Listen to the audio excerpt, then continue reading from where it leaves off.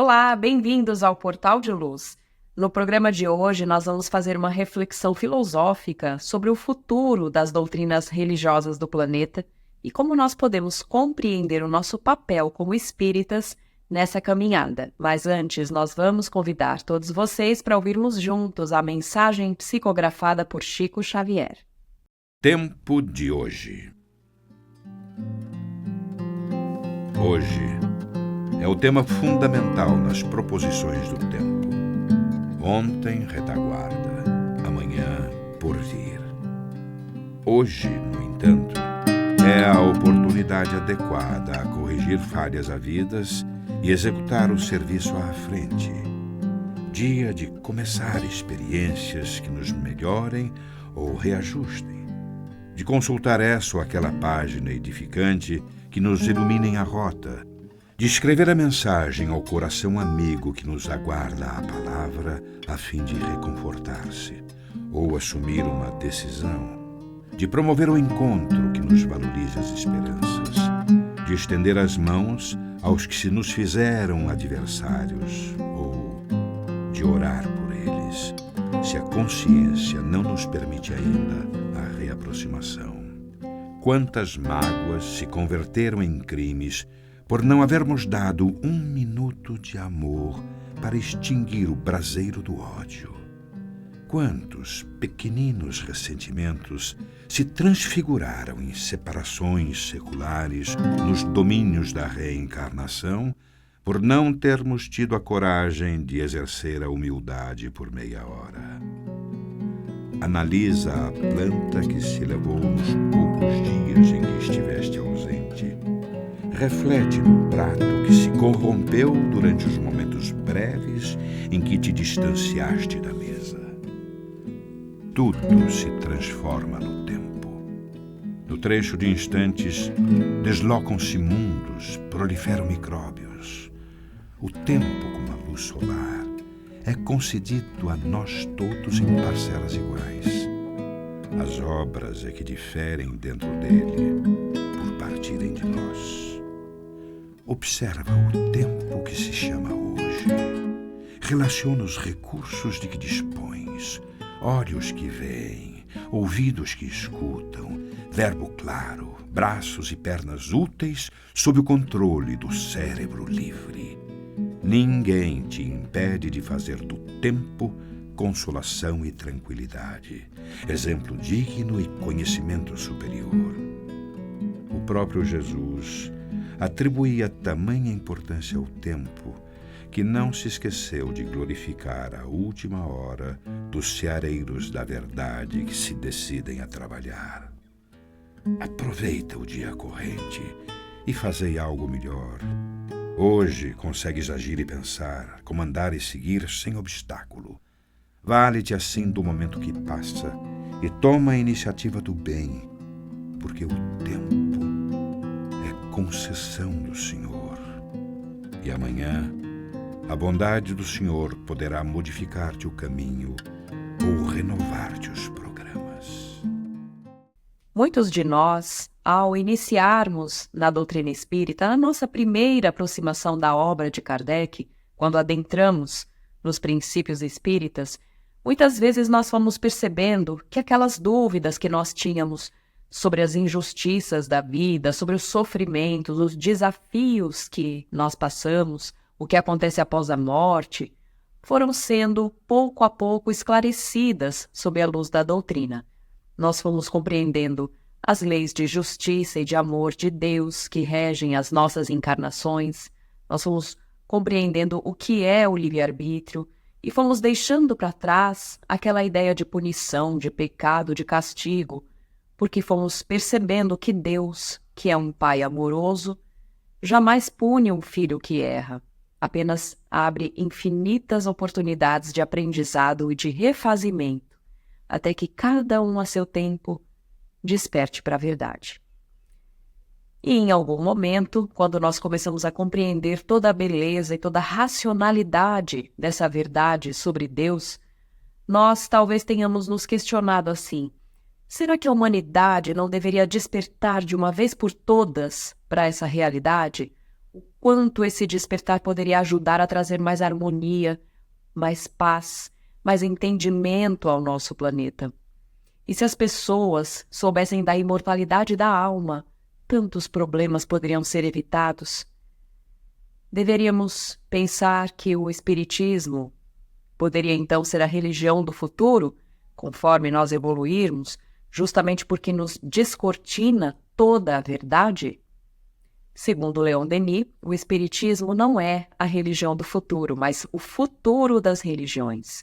Portanto, ele nos diz que todas elas, a seu modo, irão, com o passar do tempo, progredir e compreender cada vez com maior profundidade a verdade, até que não reste mais no mundo nenhuma filosofia e nenhuma religião que não tenha se iluminado completamente.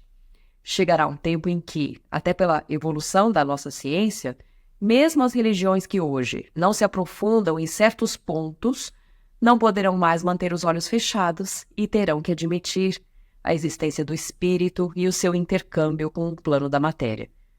Nós chegaremos ao ponto de comprovar a realidade do espírito através da ciência, sabemos disso. E aí tudo ficará claro para todos. O Espiritismo veio cumprir a promessa de Jesus sobre o Consolador, porque trouxe a compreensão de vários pontos que nós não teríamos condições de compreender sem que houvesse os esclarecimentos dos benfeitores espirituais e a codificação de Allan Kardec. Mas quem foi Leon Denis? Ele conheceu o Espiritismo quando tinha 18 anos, lendo o Livro dos Espíritos, e nunca mais deixou de estudar e de divulgar a doutrina. Leon Denis nasceu em 1846, na França, e desencarnou em 1927, no mesmo país. Ele possuía uma visão esclarecida sobre os princípios da imortalidade da alma e a lei da reencarnação. E é por isso mesmo que ele nos disse acertadamente que o Espiritismo, ou enfim, o conhecimento das verdades espíritas, seriam o futuro das demais religiões.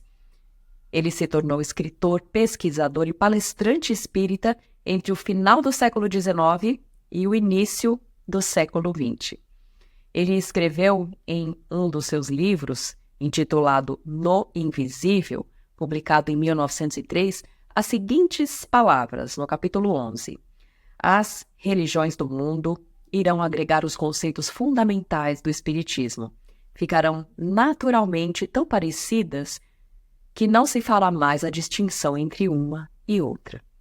Haverá uma harmonia mundial em relação aos conceitos sobre vida e espiritualidade, todos em prol do bem universal. E se nós sabemos que a lei do progresso é inevitável, tudo progride, nós percebemos que Leon Denis tinha razão em seu raciocínio. Tudo caminha para o progresso, para a melhoria, para o conhecimento da verdade, inclusive nós mesmos, que vamos pouco a pouco encarnando, reencarnando e educando o nosso livre-arbítrio e despertando espiritualmente. Outro benfeitor também nos falou sobre isso. Abre aspas. O mundo não será espírita, as pessoas serão espiritualistas. Fecha aspas.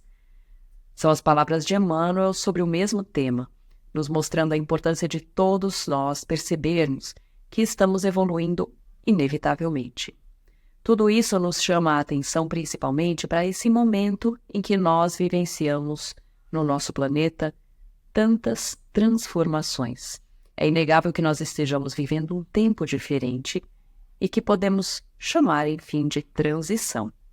Isso se explica por um período em que nós estamos deixando algo antigo para conquistar o novo.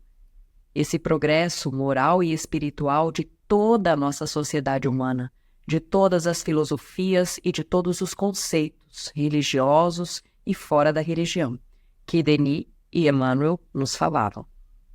Allan Kardec, na sua obra A Gênese, também nos falou sobre essa evolução e o que se poderá observar de tais mudanças. Ele disse assim: a geração futura, desembaraçada das escórias do velho mundo e formada de elementos mais depurados, se achará possuída de ideias e de sentimentos muito diversos dos da geração presente, o que se vai a passos de gigante.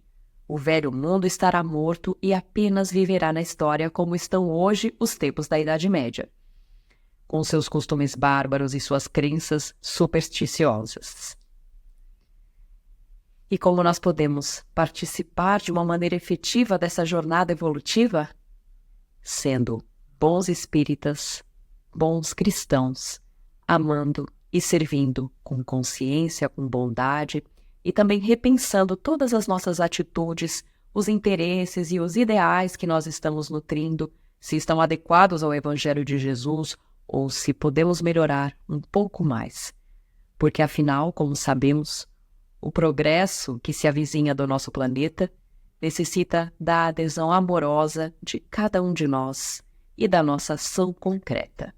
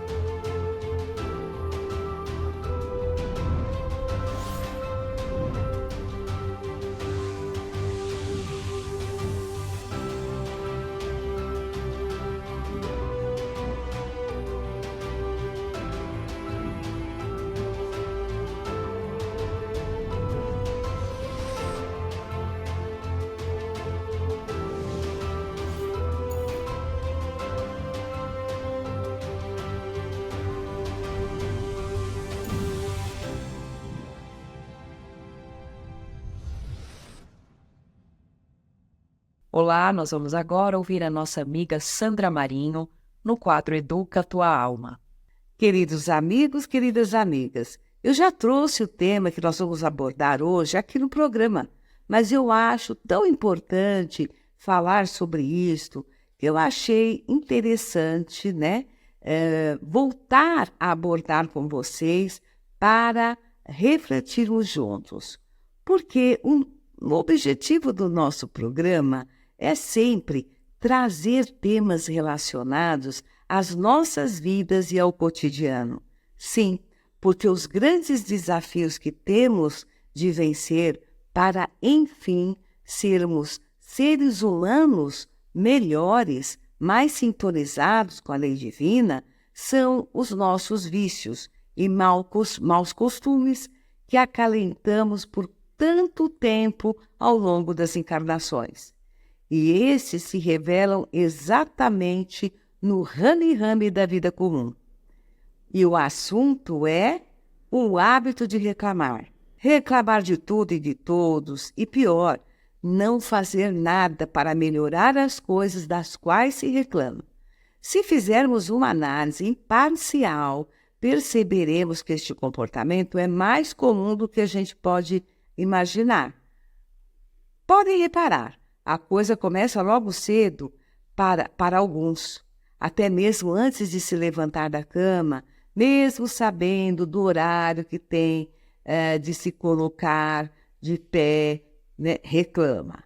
Outros, só de pensar que tenha que ir para os seus afazeres, escola, trabalho, enfim, protestam. Daí, se somarmos o número de vezes que blasfemamos, contestamos e nos queixamos de algo até chegarmos ao destino de cada dia, perderíamos a conta. Em suma, gastamos energia demais reclamando e deixamos passar oportunidades preciosas, porque simplesmente estamos por demais envolvidos, nos queixando, Enfim, não nos damos conta que, agindo assim, estamos caminhando contra o verdadeiro objetivo da nossa existência, que é a perfeição. Quando nos fixamos com azedume nos assuntos e fatos com os quais lidamos no dia a dia, deixamos de perceber, na maioria das vezes, as grandes oportunidades, as grandes janelas que se apresentam na roupagem dos fatos e assuntos que tanto nos aborrecem. É importante observar e verificar se por trás do hábito contumaz da reclamação não se encontra aí uma muleta para suprir a nossa falta de atitude perante um fato ou acontecimento que requer o nosso posicionamento ou até mesmo a nossa intervenção.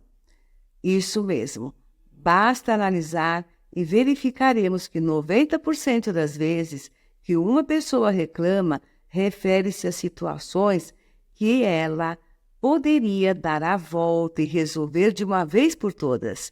Se modificasse a sua atitude, é claro, se tomasse a iniciativa e enfrentasse. Mas, ao invés de enfrentar os fatos e fazer algo para resolver a questão tão desconfortável, prefere continuar reclamando. Certa vez, eu ouvi a seguinte historinha que se aplica perfeitamente para ilustrar o que estamos falando. Aliás, eu acho que muitos já ouviram. É sobre um homem que passava de carro por uma estrada, dessas estradinhas monótonas, que de quando em quando aparece um posto de combustível sem grandes atrativos. Pois bem, o homem parou num posto para abastecer seu carro e do lado de fora do veículo, quando esperava completar o tanque, percebeu que um cachorro estava sentado perto dali e uivava sentidamente sem parar. Ele terminou de colocar o combustível, pagou o frentista e o cachorro lá, no mesmo lugar, uivando em lamento. Indignado, o homem perguntou ao funcionário do posto: O que tem aquele cachorro? Ele não para de uivar, parece até que está com dor. E o frentista respondeu: sim, ele está com dor, pois está sentado em cima de um prego. O homem espantado perguntou: ora, mas por que um cão não sai de cima do prego e para de chorar? O rapaz respondeu: veja bem, o prego espetado no traseiro do cão está doendo, porém não muito. Perceberam? Pois é, amigos e amigas, o hábito da reclamação na essência revela uma inércia da nossa parte. E isto é um grande entrave para o êxito de quem está trabalhando para se melhorar espiritualmente, percebe? Que tal sairmos de cima do prego? Simplesmente basta retirar os pregos, pregões, preguinhos, não importa, né? Que porventura venham a nos espetar. Mas para isto basta a atitude e show reclamação. Até o próximo encontro. E agora nós vamos ouvir o nosso amigo Maida com o Momento Doutrinário. Olá, amigas e amigos. Como sempre, é muito bom estarmos juntos em mais um Momento Doutrinário.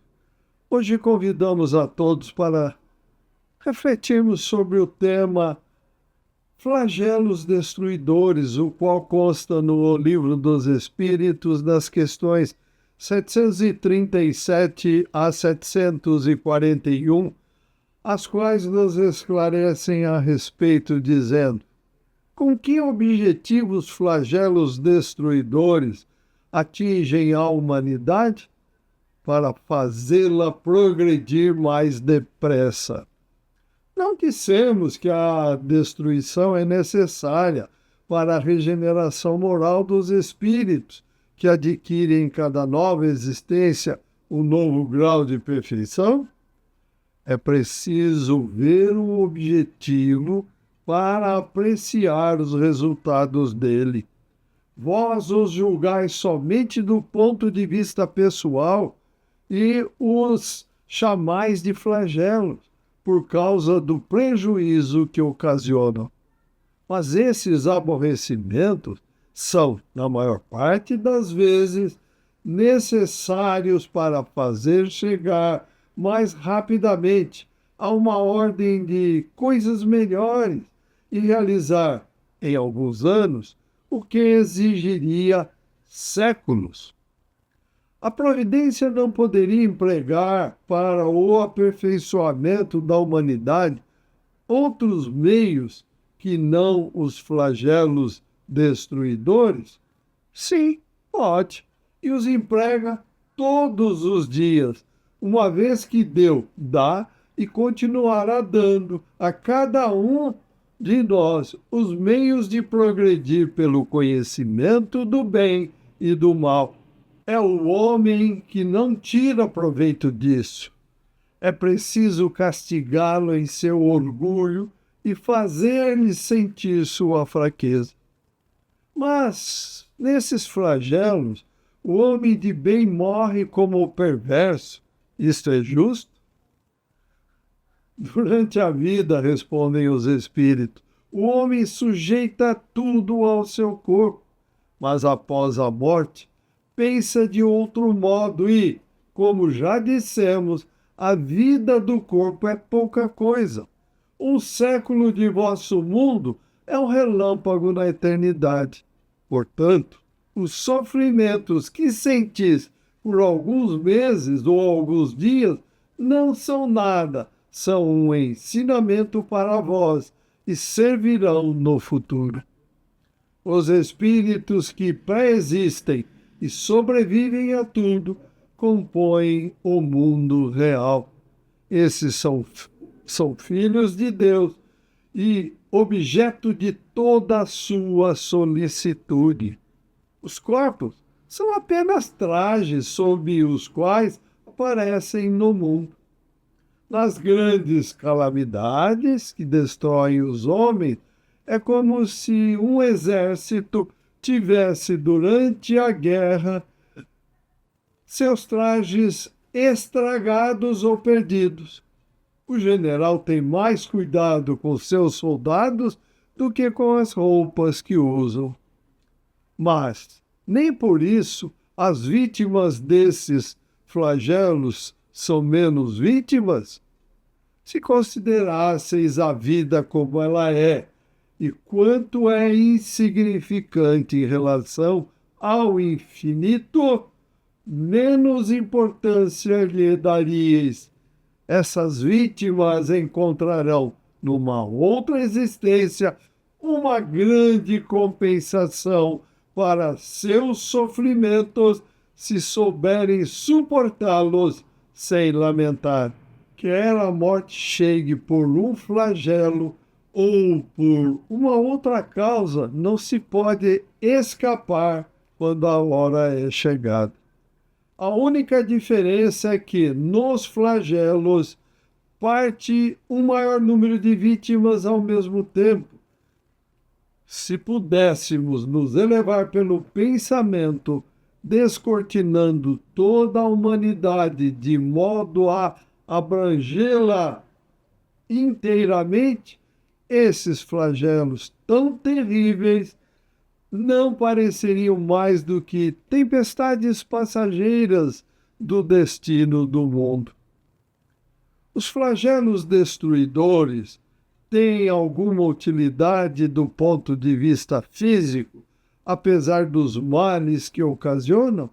Sim, eles mudam muitas vezes as condições de uma região, mas o bem que resulta disso somente é percebido pelas gerações futuras. Os flagelos não seriam para o homem também provas morais que os submetem às mais duras necessidades? Os flagelos são provas que proporcionam ao homem a ocasião de exercitar sua inteligência, mostrar sua paciência e sua resignação à vontade da providência, e até mesmo multiplicam neles os sentimentos de abnegação, de desinteresse e de amor ao próximo, se não é dominado pelo egoísmo. É dado ao homem evitar os flagelos que o atormentam? Sim, em parte, embora não se pensa geralmente. Muitos dos flagelos são a consequência de sua imprevidência. À medida que adquire conhecimentos e experiência, pode preveni-los, se souber procurar suas causas.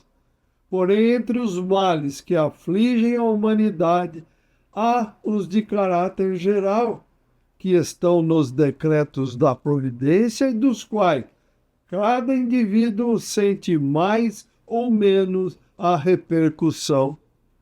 Sobre esses males, meus amigos e amigas, continuam os Espíritos, o homem pode apenas se resignar à vontade de Deus. E ainda esses males são muitas vezes agravados pela sua negligência. Entre os flagelos destruidores, naturais e independentes do homem, é preciso colocar na primeira linha a peste, a fome, as inundações, as intempéries fatais à produção da terra.